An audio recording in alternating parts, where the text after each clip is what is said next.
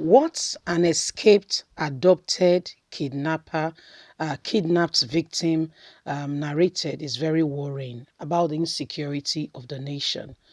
It will interest you to know that this is on Punch and all media outlets, particularly because of what this guy said and how these people get their weapon. It's a shame that Nigerian government has resorted to killing her people.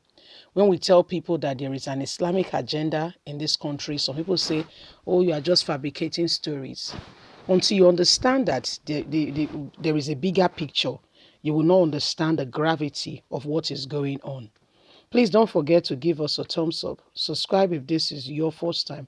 Let's get all the details with what this young man have to say. We were nearly killed when Air Force bombed Kaduna kidnappers' den. Escaped victim explained all. I got married on November the 14th, 2020, and 2 weeks after my wedding, I was transferred from Zamfara State to Zaria. So I went back to pack my few things remaining in Zamfara. On my way going back between Fatum and Giwa local government area in Kaduna State, at about 7 p.m., we heard gunshots. Our driver had to stop when I opened the door in a bid to escape. Immediately, a bright torchlight was flashed on my face, and the kidnappers came and took us into their bush. I thought they were policemen, but I was wrong. They were kidnappers. When they fired the first shot, our driver didn't stop until they fired the second. He stopped and tried to reverse so we could escape, but as soon as he turned, we saw two of them right behind us, so the driver had to stop. When he parked, they came and collected our phones and our property. They searched our bags and took our valuables. They found and they led us into the bush. We started trekking from about 7:30 and did not get to their camp until about 6 a.m. the following day.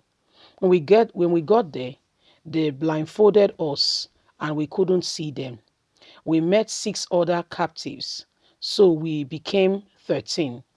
They each checked our phone to know the kind of people we had and went through the pictures on our phone to know if we are living a comfortable life and have money or just managing life.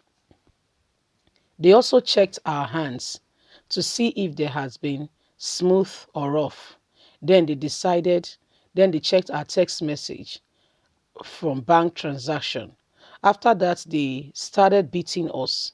As they did, they told us how much they wanted from each of us. If anyone said they did not have that kind of money, the kidnappers would beat them even harder. The people beat the people more, and they did call for the person's relative so they could hear the person crying. The following day, they called our relatives and began to narrate the ransom and negotiate what should be paid. In my case, they first demanded 50 million. For some, they demanded 15 million and 10 million others, 20 million here and there. At the beginning of the negotiation, what added to my own problem was the fact that some alerts came into the phone while it was with them. So the guy who read the message would tell them how much entered my account. The first alert that entered was 120,000. Then they pointed a gun at me and forced me to give them the PIN to my ATM card, which had been with them. Everyone went and withdrew everything. Then, and forced me to give them the PIN of my ATM, which they had with them. Someone went and withdrew everything. Then another alert of 190,000 came in. They went and did the same. All these were my company's money. They were payments of clients I had supplied goods to. Because of these alerts, they assumed that I was very rich man.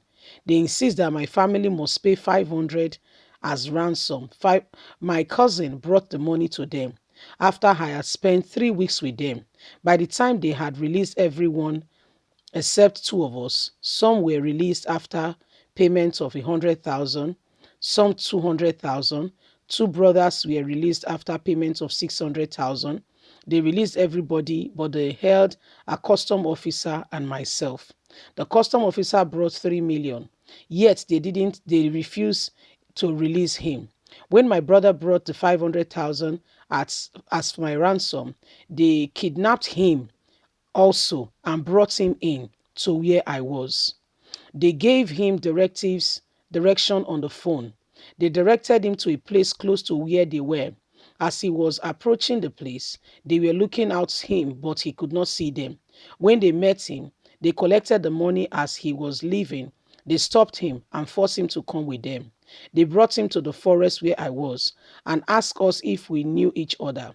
And we said we were brothers. Then they chained his legs to mine, and as a fresh negotiation with my family began, we stayed there to the point that we lost hope. While there, a Nigerian Air Force aircraft used to hover around the forest on Wednesday and Sunday, sometimes shooting sporadically in the forest and sometimes releasing bombs. In fact, a bomb was released and it exploded very close to where we were.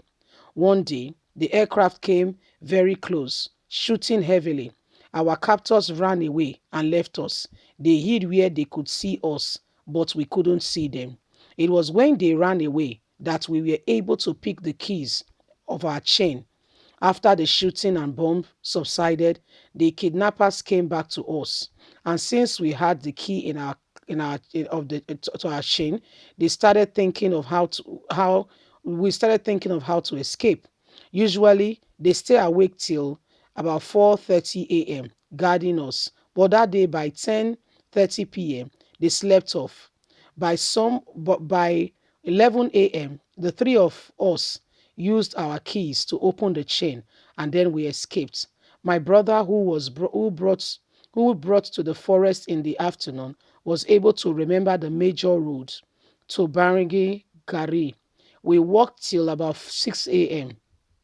We got to the first village called Gandiwa, where we saw a mosque and entered it.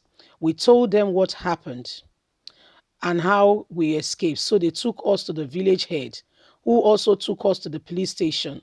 They took our statement and also took us to the area command in Zaria. There, our statements were also taken. From there, they took us to the police station and the barracks where we escaped. Who were these kidnappers and how many were they? They were pure Fulanis. Six of them kidnapped us. And when we got to the forest, more Fulanis came to see their visitors. And from there, they took us to where we were tied down and they led us there. And three persons were there keeping watch at us. The people who adopted us were different from those guarding us. Whenever they succeeded in kidnapping anyone, they would take the victim to the camp and hand him over to those who would guard them. The boss was the negotiator, and when he finished negotiating, it was positive. A different person will go and collect the ransom. Where did you guys get feeding and all that? I didn't eat any other food apart from some rice which they brought to us from the nearby village, which was not tasty. How did they get their weapons? They were discussing, you people think you are wise. Your government are the ones giving us the weapon. How can we have money to buy such a weapon? So you see, my people, now so the matter reach. Leave us a comment. God bless you. Bye for now.